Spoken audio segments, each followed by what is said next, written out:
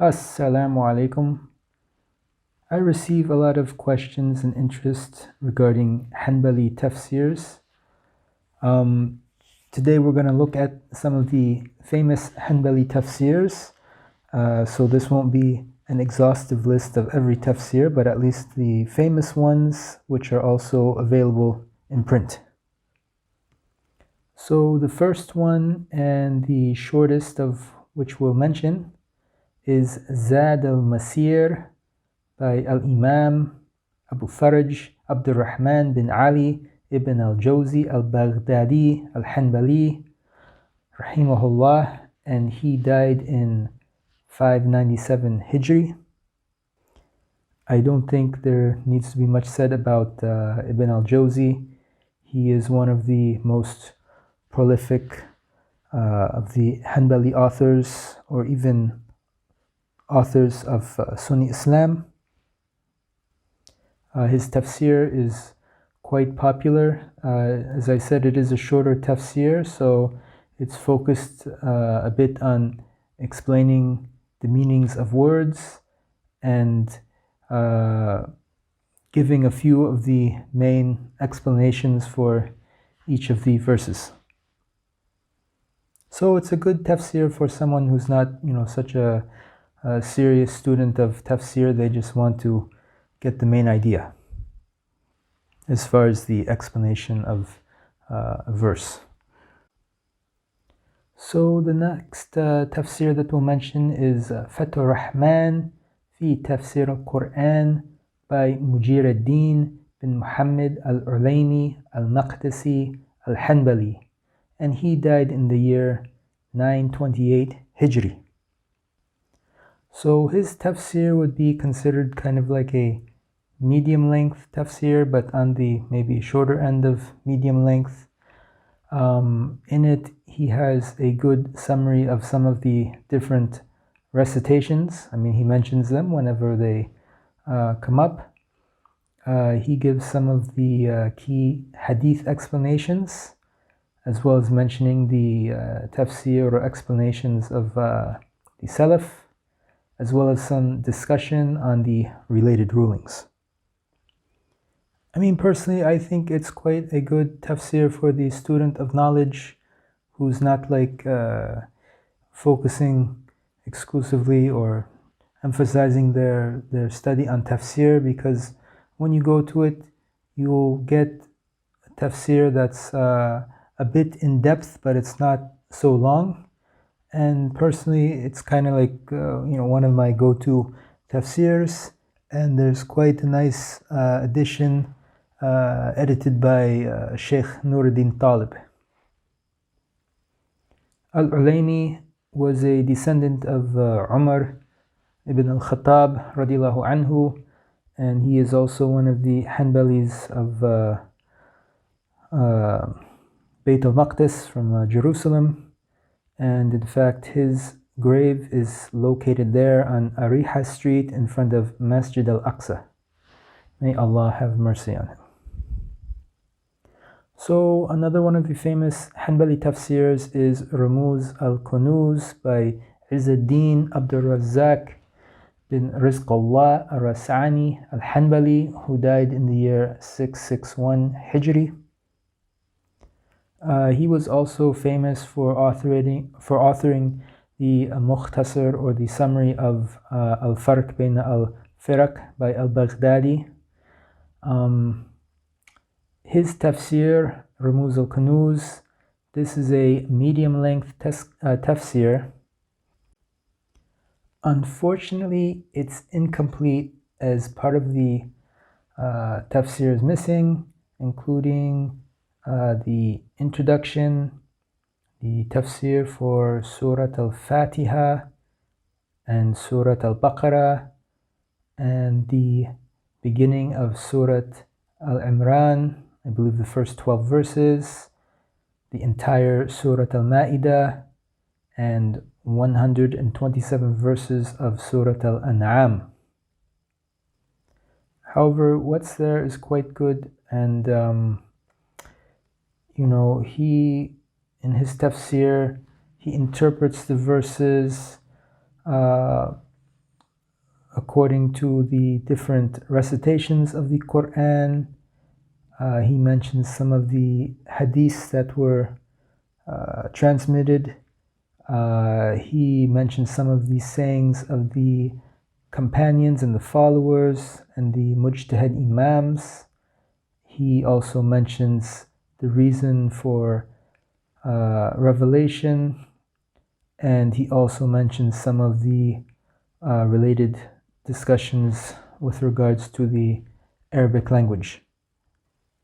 Sometimes it's known as a Sufi tafsir, which could be a bit misleading, as this is a bit of a loaded word today, but rather we can just say that it has many explanations of the people of Zuhd and explanations from their perspective.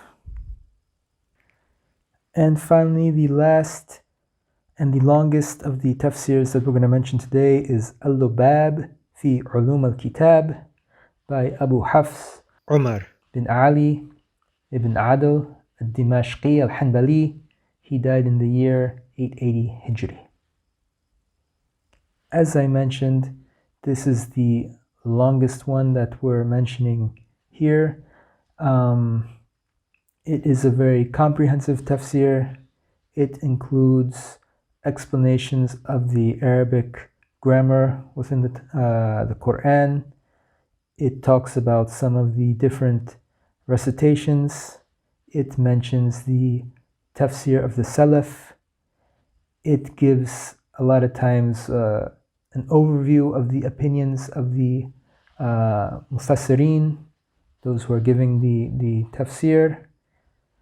I mean, sometimes it's just mentioning, like most of them are mentioning this, and then it also is sometimes giving quotations or summaries of some of the famous mufassirin, such as Tabari, Az-Zamakhshari, Abu Hayyan, and others. He also mentions historical references, hadith explanations, and much more. Unfortunately, this tafsir is a little bit harder to find, although it is in print. I know of, I believe, 2 modern versions. The version that maybe you see more commonly is from a publisher which is known not always to be the most accurate and high quality publisher, so I'll just leave it at that. But you can find it, and you know, if you're traveling abroad in like some of the Arabic countries, maybe you can find it there in stores, but as far as finding it online, you're a bit limited. So we'll conclude there mentioning books. There were a few other things I wanted to mention with regards to Hanbalis and the science of tafsir. So, one important person to mention is Shaykh al-Islam Taqiyuddin ibn Taymiyyah, rahimahullah. We do not have a tafsir from him, but rather what we know is that he did author a tafsir called Al-Bahr al-Muhit, which was reportedly 40 volumes, and this was or is a lost book.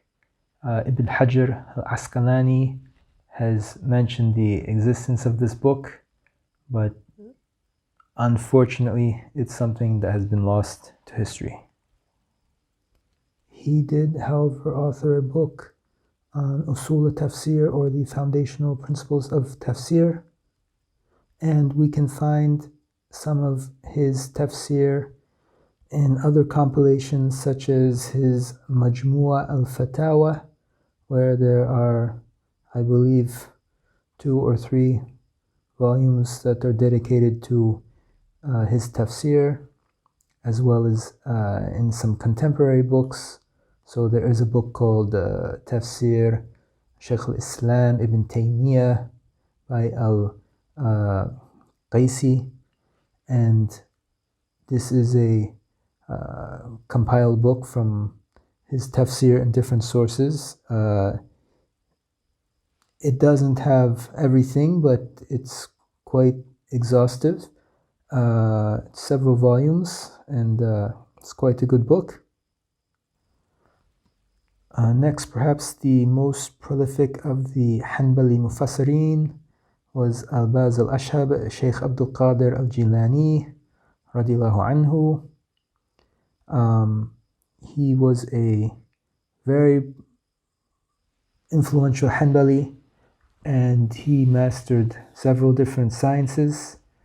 Ibn al-Jawzi has mentioned his proficiency in the science of tafsir, and he said something like, unfortunately I forget the exact quote, but he said something like, when he went to join his dars, his study circle in tafsir, he said, like, I know maybe like 13 tafsirs of this ayah, but Shaykh Abdul Qadir Jilani would come with 30. So that is a testament to his skill in the science of tafsir. Finally, we can mention Al-Imam Ahmed, radiallahu anhu.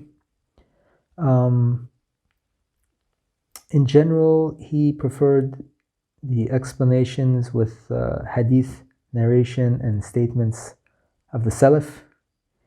It is reported that he had a tafsir book, but it seems to be lost to history. Allah knows best. Maybe it exists in a manuscript somewhere. Al-Dhahabi has mentioned in Siyar that Ibn al-Nadim and Ibn al-Jawzi, they both relate that Zujaj, who's the author of Ma'ani al-Quran, he said that most of what I've narrated in this book of tafsir is from the tafsir of Ahmed bin Hanbal. And he was also reported to have said, we narrated on the authority of Ahmed bin Hanbal, rahimahullah, in his book Tafsir, and that his son Abdullah gave him ijazah or permission to narrate on his authority. However, Al-Dhahabi himself seems to not agree with this position. And I think if you peek into Ma'ani al-Quran, Allah knows best. Maybe parts of it were narrated from Imam Ahmed, but overall it does not exactly seem like it is the tafsir of Imam Ahmed according to its style. And you may ask why I say this if his tafsir is lost. Yes, the tafsir is lost, but we do have in other books mentions of the tafsir of Al-Imam Ahmed radiallahu anhu. So we do have, for example, in the contemporary book Al-Jama' li-Ulum al-Imam Ahmed by Al-Rabbat, section of that book which is dedicated to compiling the tafsir of Al-Imam Ahmed. And when you read through that, you can see that it is more or less confined to the hadiths and the sayings of the Salaf. So Allah knows best. But if you are interested in the tafsir of Al-Imam Ahmed, that is probably one of the best resources available, and you can also find it online. And as far as other tafsir that might be kind of corresponding to the tafsir of Al-Imam Ahmed, it's my humble opinion that perhaps the tafsir of Ibn Kathir might be the best version of such a tafsir. So if you like those kind of tafsirs that are more or less limited to the hadiths and the mention of the Salaf, especially the Sahaba and Tabi'een, then that would be excellent tafsir, and as I said, in my humble opinion, something maybe most corresponding to what the tafsir of Imam Ahmed may have been like, and Allah knows best. So let's conclude here. Please don't forget us in your dua, nor that of our brothers and sisters who are facing a lot of trials and tribulations these days, and nor that of our scholars, those who are alive and those who are passed away, those who have left us with this great inheritance which they themselves have received from the Salaf and the Prophet sallallahu alaihi wasallam. Alhamdulillahi Rabbil Alameen, wa sallallahu wa sallam ala Sayyidina Muhammad wa ala alihi wa sahbihi ajma'een.